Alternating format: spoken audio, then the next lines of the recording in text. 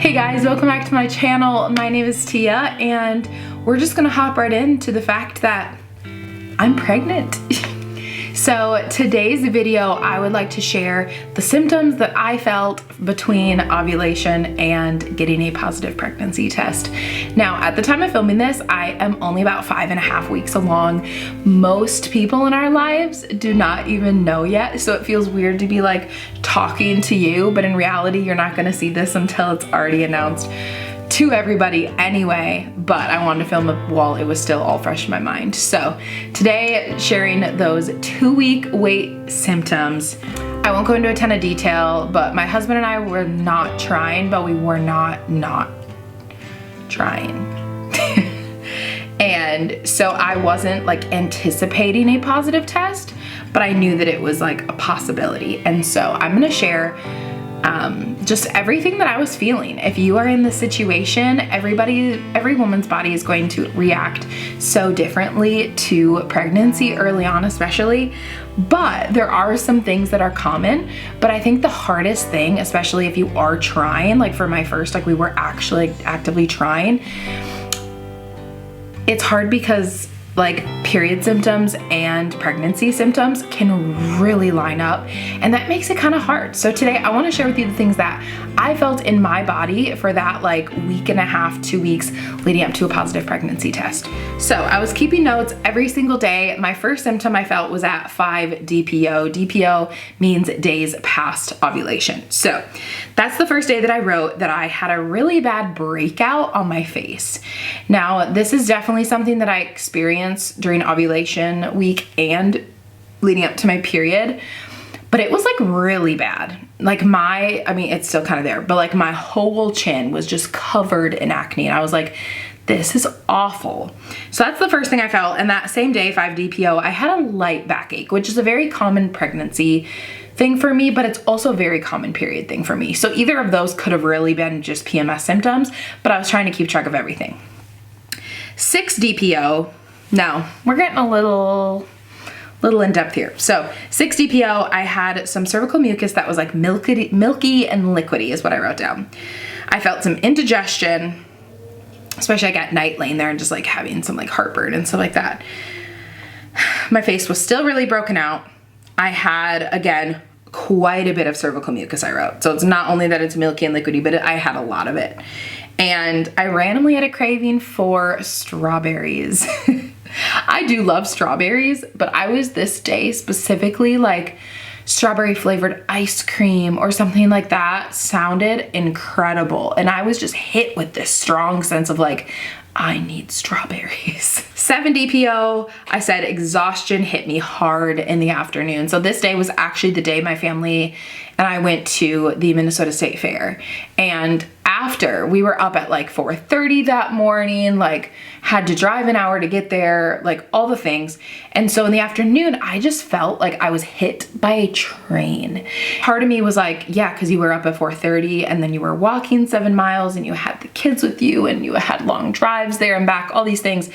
But then in the back of my mind, I was like, yeah, but I never just like feel like I can't keep my eyes open in the middle of the day. And so that was the first day that I was like, I feel so tired. And I took a little like hour nap and was good. That same day I wrote that my boobs started hurting a little bit, which is also a very common PMS thing. I wrote backaches and body aches. My body just started feeling kind of like it was the last day of the flu. And this basically continued and is just now starting to dwindle off a little bit. Every single day, it was like hips hurt, legs hurt, neck hurt, just body hurt. It felt like I was finishing up the flu. But again, nothing was like horrible at this point. So 8 DPO said, woke up with cold symptoms, but they went away after about an hour, which is also a common allergy thing for me. But just, you know, sniffly, sneezing a lot, but it went away after about an hour of being up. I had light cramps. I was constipated, more backaches. I felt like my boobs were itchy as well as my nipples were tender. I don't know why. And then I had a Chick-fil-A craving. Sadly, we do not have a Chick-fil-A near us right now.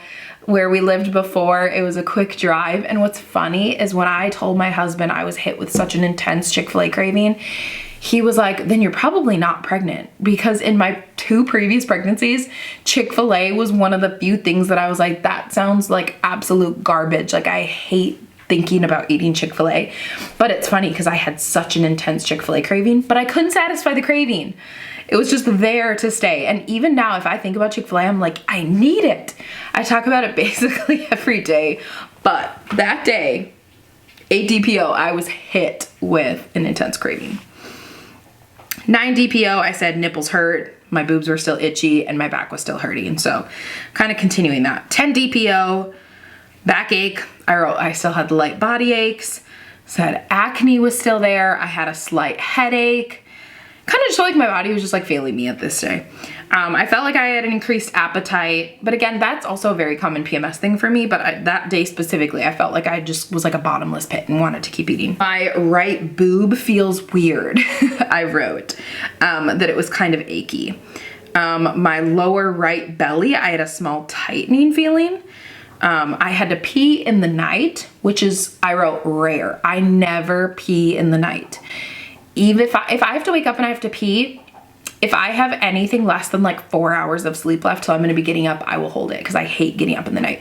Especially the house we're in now, because it's not just like down the hallway. It's like going down these super steep stairs outside my kid's door, trying not to wake them, coming down and then having to go back up, and it's just like a whole ordeal. But I had to pee in the night, and I was hit with another wave of tiredness in the afternoon.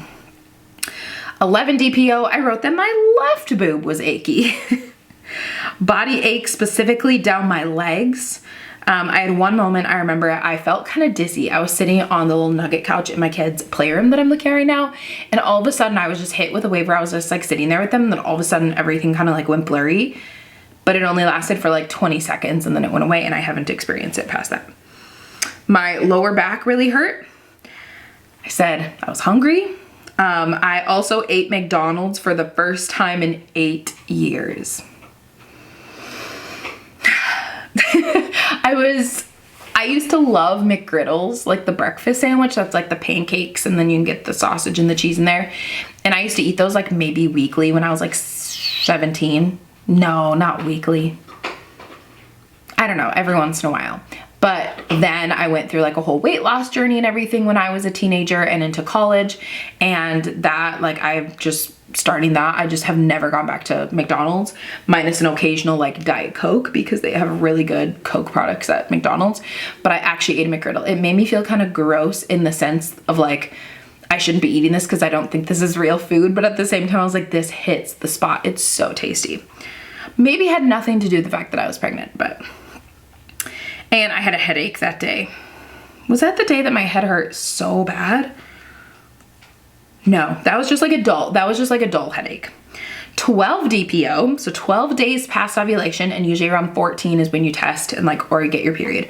12 days past ovulation, I woke up so many times throughout the night, so just kind of had some insomnia. I had to pee in the night again. I woke up and nothing sounded tasty to me. It wasn't an aversion.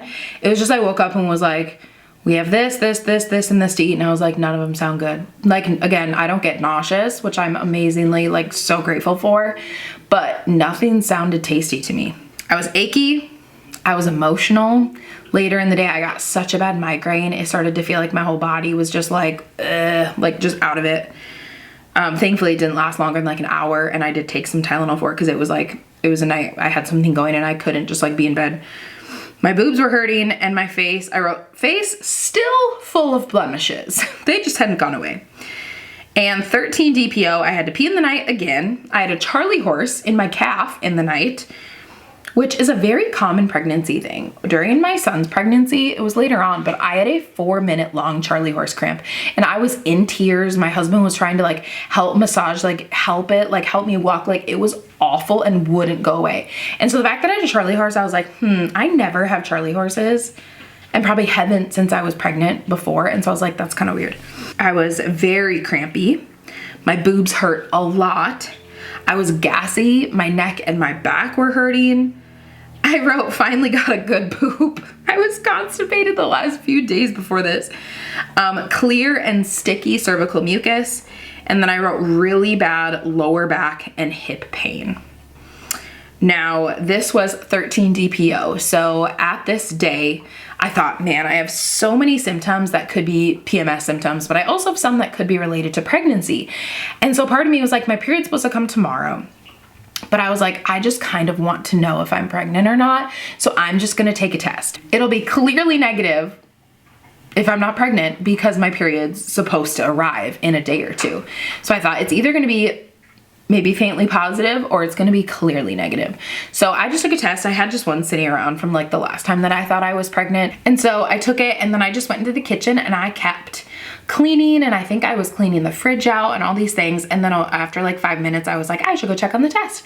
And I looked and my face, it kind of had like, you know, a Home Alone moment where the little boy like looks in the mirror and is like, ah, that's what I did. Not like actually that exactly, but I just like nonchalantly looked down because I was like, I'm not getting my hopes up because it's exciting to think about being pregnant, especially when you know you want another child and like want to get pregnant in the next like little bit, but like we weren't necessarily trying. It wasn't like this is the month we need to get pregnant. And so I knew I'd be sad if I was negative, but I just wanted to know. And so I just glanced down at it and I have that moment where I see clear 2 lines. I will import the picture, I will put the picture on the screen of the test that I took. It was just one test. I didn't go buy more.